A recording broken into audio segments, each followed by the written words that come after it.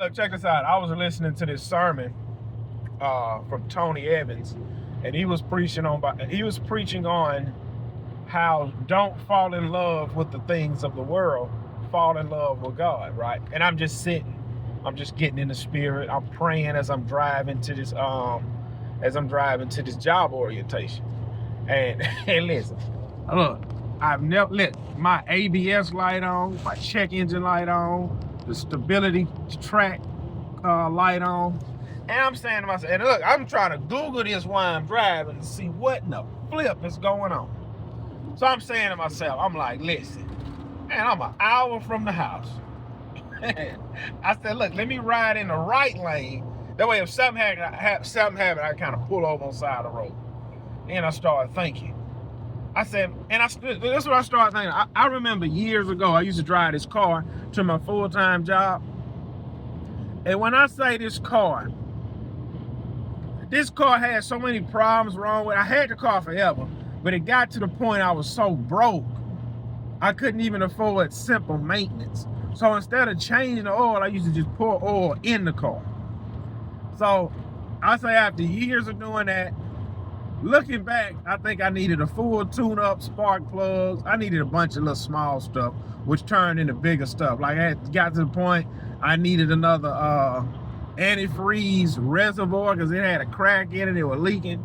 And I remember being broke, and I remember accounting for every check I had. I was like, all right, when I get this check, I'm gonna do this, this, this, and this. And I had gas money left, and that'll be it. I didn't have money to do nothing. And I used to just like, man, just get me through till I get on my feet.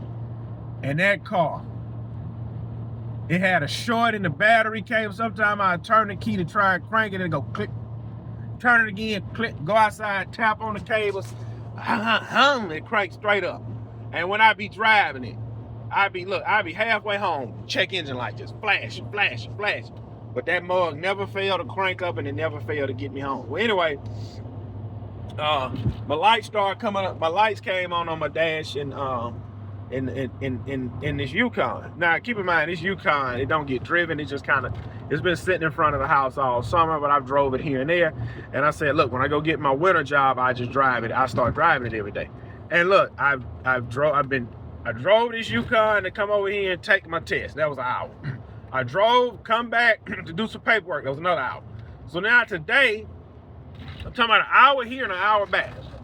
Now today, I'm doing orientation, and I'll probably start work Monday.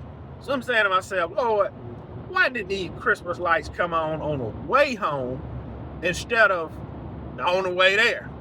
So now I'm just praying and hoping, because I'm once I get out this tunnel, I'm gonna bust this right. I'm gonna pretty much be there. And I'm saying to myself, if I can just make it back home, I'm gonna have to just start driving my F-250, which that's what I didn't want to do. But when I get back home, I'm gonna probably get this one in the shop. Hope I can get everything worked out before Monday, you know what I'm saying? And I was thinking, there are people on this highway right now who really don't know if they're gonna make it. There's people on this highway that doesn't have multiple vehicles, right? And like, look, worst case scenario, your vehicle break down, man. The vehicle break down. It's not that big of a deal. Just trying to let that truck get over here. He gonna kill every doggone body. Shoot.